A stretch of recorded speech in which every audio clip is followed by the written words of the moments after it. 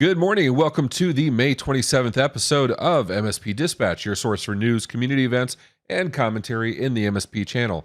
As always, I'm joined by my co-host, Mr. Tony Francisco. How you doing, Tony? Excellent, Ray. How the heck are you doing today? It's a beautiful day in Florida. I can't say it's sunny. Friday. It's in Friday. Florida. Are we going to call it Friday? I mean, Friday. TGIF. Am I dating myself on that TGIF? Let's get into the news. Hey, let's get into the news.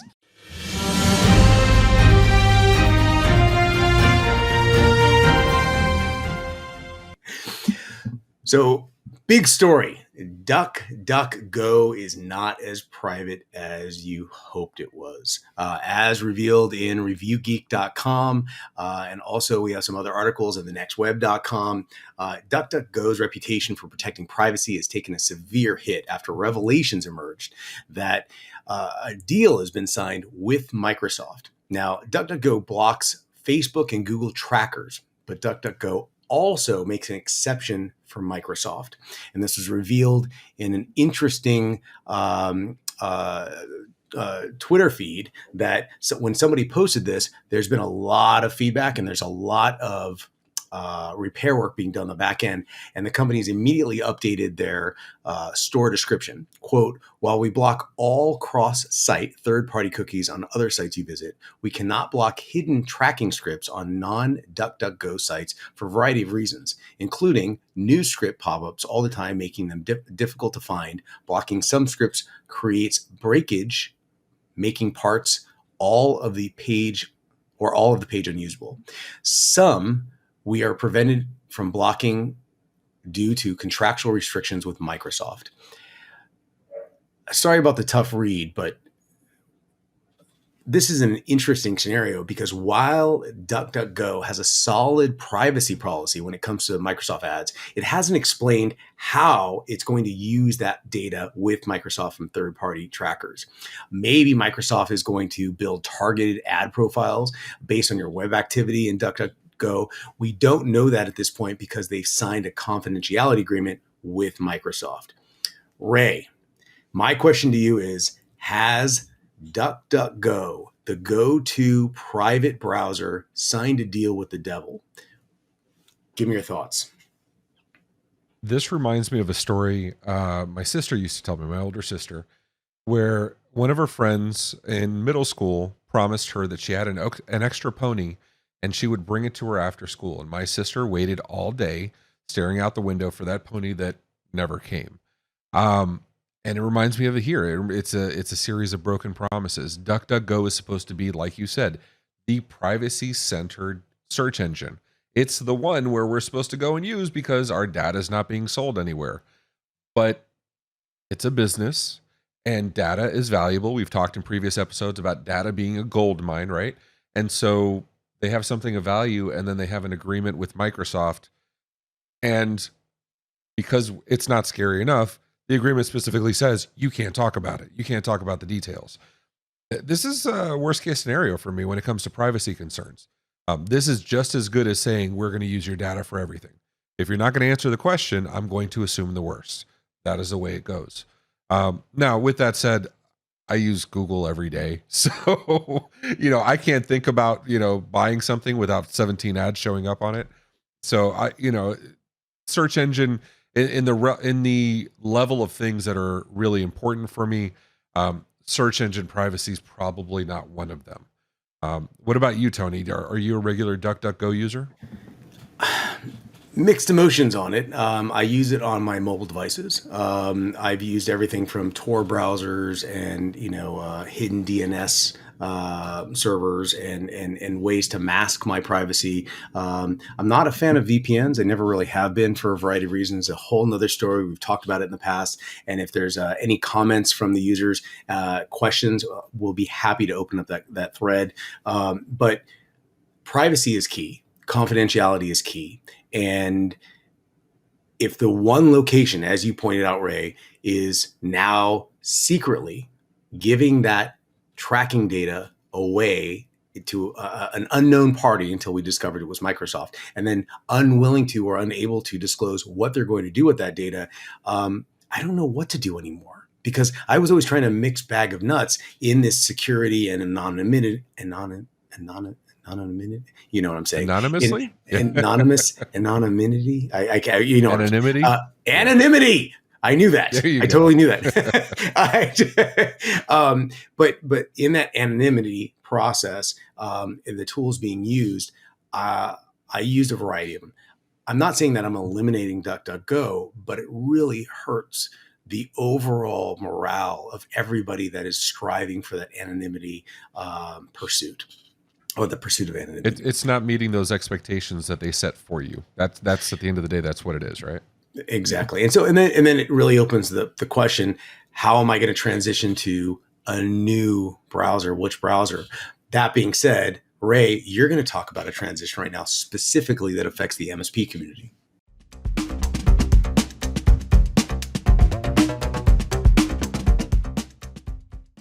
Absolutely. So Enable has announced in an article with Channel E2E, reported by Joe Panettiere, on the heels of the Kaseya announcement of the purchase of Datto, Enable has launched enhanced services. It's not a new service unless it has a good new name. So enhanced services is what we're calling it. It'll offer MSPs optimization and scaling for their businesses, among other things. Among the other standard onboarding practices that almost all new platforms offer, they are going to offer migration planning and assistance. In a prepared statement about the services, Leo Sanchez, Vice President of Support and Services of Enable, said, "In a nutshell, our new enhanced services are really all about performance, protection, and partnership. We know that our partners are struggling with challenges like labor shortages, security, and more devices in more increasingly complex environments. With this new offering, we're putting our experts to work to help them get the most out of our solutions and optimize their current workforce so they can actually do more with less staff. They can leverage the bespoke services that meet them where they are and get to a place where they see real value faster." Tony, migration services aren't new, right? I remember when I moved from Autotask to ConnectWise, there was a database dump, and Autotask had an importer. When I moved from LastPass to Keeper, they had an import from that too, leveraging the API. Migration services aren't a real thing. The thing that stands out to me, though, and it's even so much so that it's at the bottom of the page for the enhanced services, but the one that stands out to me is they have custom integration solutions and custom automation solutions as part of it. And that's where I really see the value of helping the MSPs leverage with less labor. Tony, is this exciting to you? Is this something that you think is going to add value to MSPs? I'm worried less about the, what are the feature sets in this new migration tool. I'm really focused on the reasoning for that, and follow the logic here. You have a migration from vendor A to vendor B. Why? Is vendor A going out of business? Well, then there's an ideal opportunity for vendor B to get free low-hanging fruit by creating this great, easy, frictionless transition process from vendor A to vendor B, and you're grabbing that while you're striking while the iron's hot.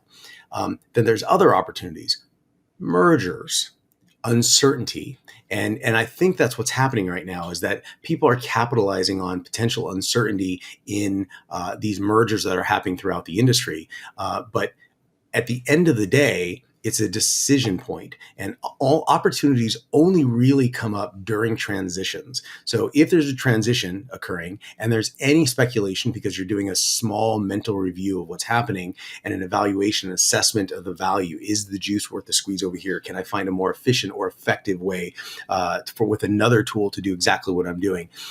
The next question you're going to have is, what is the process in that transition?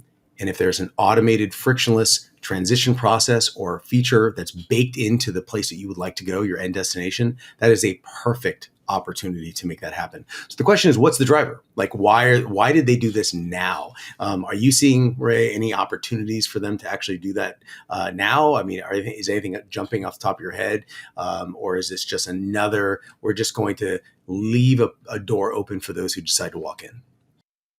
The migration thing isn't really a concern or a surprise or anything exciting to me. I separately from MMN, I do advise on several panels for vendors, none of the ones we're mentioning here. But and if that ever happens, I will absolutely give that disclaimer that I have any kind of advisement with that vendor. But um, I often advise vendors, make it easy to onboard your clients. Make it usually you're not a net new value add for them. You're replacing something in their existing ecosystem, especially with MSPs that I think the stat was the average MSP has 17 products in their stack. You're probably replacing something they have, right? Especially if they're coming from an AV or they're coming from, an XDR or whatever else it is. So you want to be sure that you can help them get onboarded fast. I remember when I was first in the MSP space, we would laugh because most MSPs use their RMM as just a remote connect platform, right? And I was guilty of it for a very long time where we didn't onboard it fully. Well, if you don't onboard something fully, you're going to be very quick to say, I'm overpaying for something I'm not using, even if it's your fault. And that's going to be the first one you're going to cut when you have to cut costs.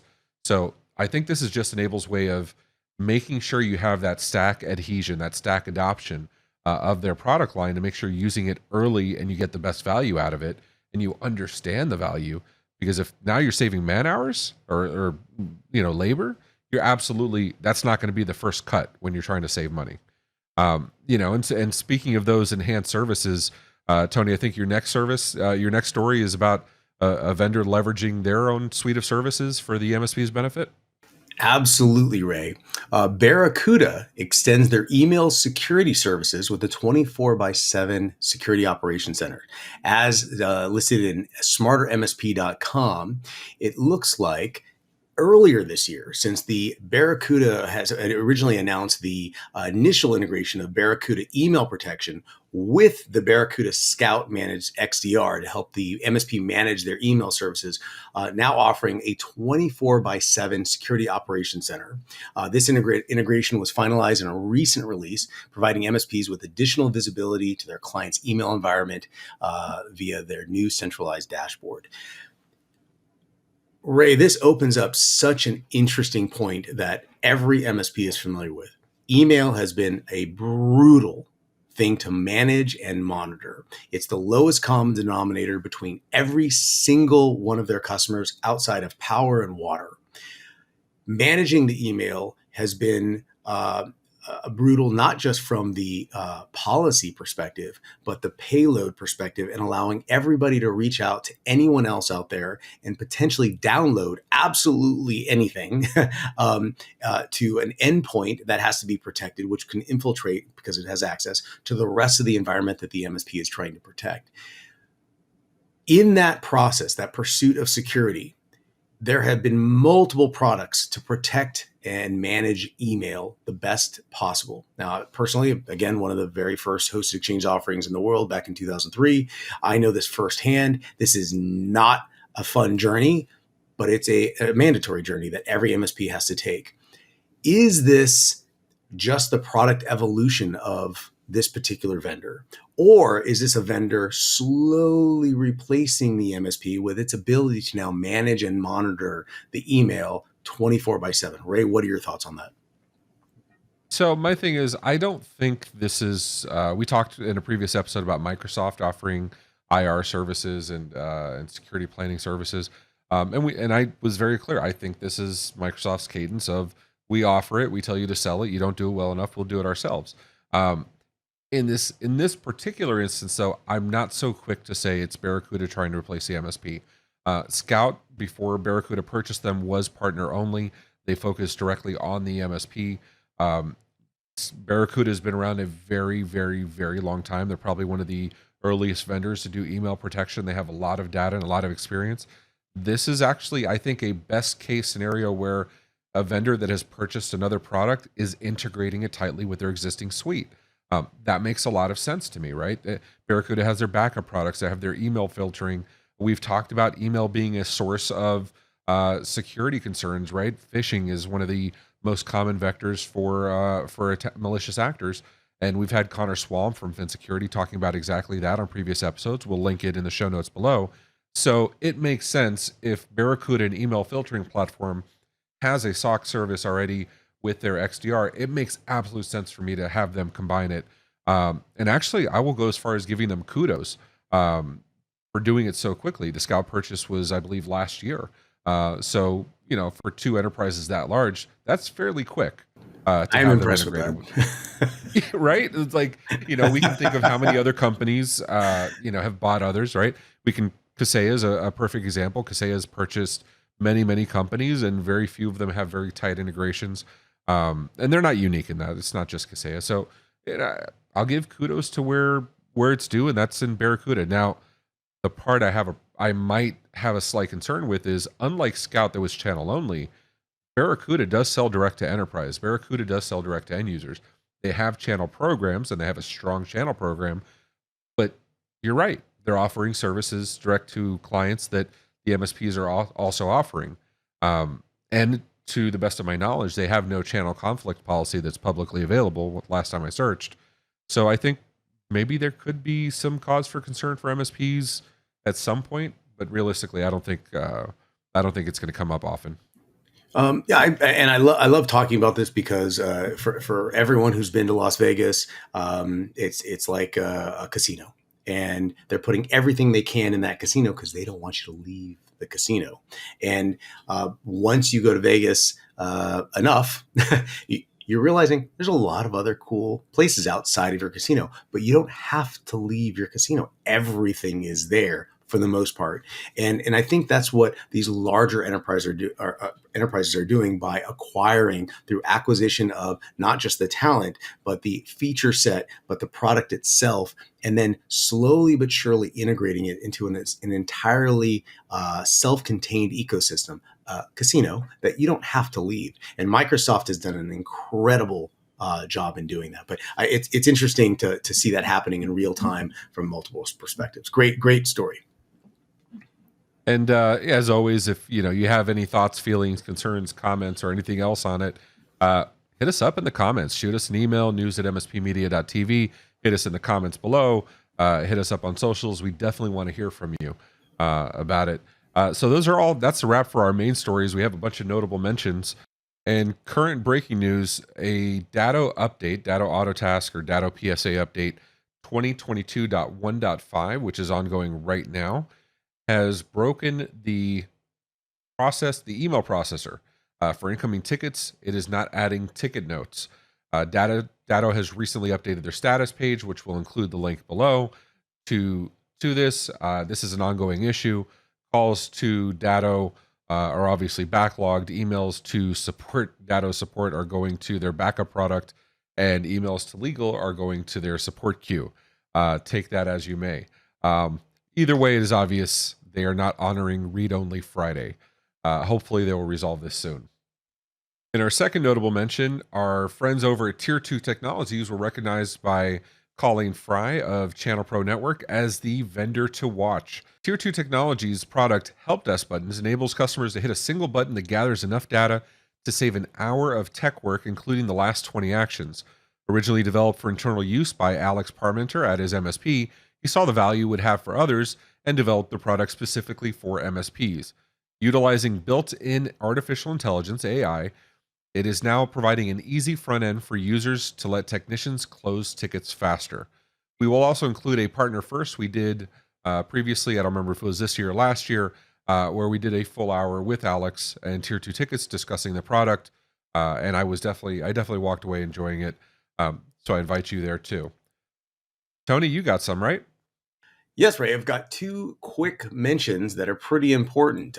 First is Zoom has fixed a critical security flaw that is not updating automatically. The bug is tracked as CVE 2022-22787. This requires no interaction to exploit. Just as a personal note, please go in your Zoom application, click on your profile avatar, check for updates. You're going to notice that did not update automatically. They realize there's a flaw and it's being affected by a critical hack at this point. Update your Zoom application immediately. Next quick story. Broadcom is buying VMware for $61 billion, that's with a B, billion dollars in a landmark moment. Channel Futures talks about this briefly. The quick overview is Broadcom. This purchase is through a long evolution. VMware was founded in 2004 by EMC. It was spun off, eventually purchased by Dell. Dell spun it off, and it is now being purchased by Broadcom, a semiconductor business, for $61 billion. Michael Dell owns 45% of VMware. Everyone's mind just blew right there. Something to process for the rest of the weekend. That's a wrap up on our stories. Why don't we talk about some events?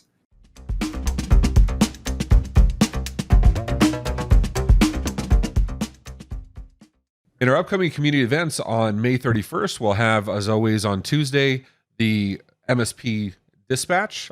On June 2nd, we have a Partner First, Growing Your MSP, How to Build Your Sales and Marketing Department. On June 3rd, we will have the weekly wrap-up of MSP Dispatch, presented by yours truly and Mr. Tony Francisco. And then the following week, June 6th through June 8th, the in-person event, IT Nation Secure, where we will have our team on site recording lots of content and bringing you all the best news that are coming from the event. If you're going to be at IT Nation Secure, be sure to hit us up. We'd definitely love to hear from you.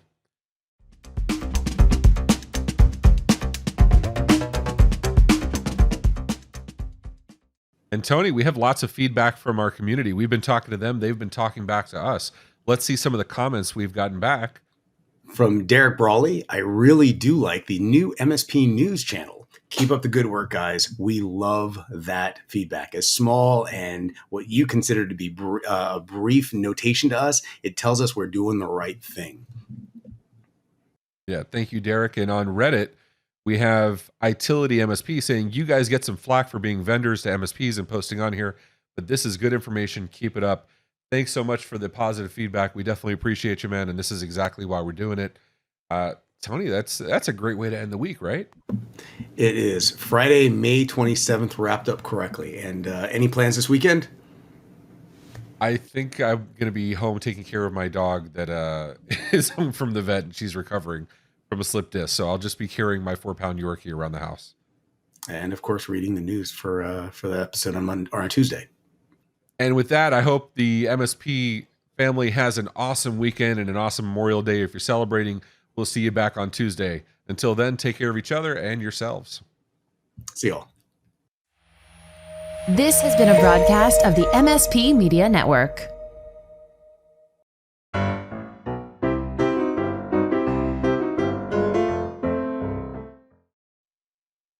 don't even know what the hell Merlot is. It's a nice wine. Okay. No, I know what Merlot is. I'm saying, and Concord's a grape. I don't know what it has to do with that. All right. And there's a blooper. All right.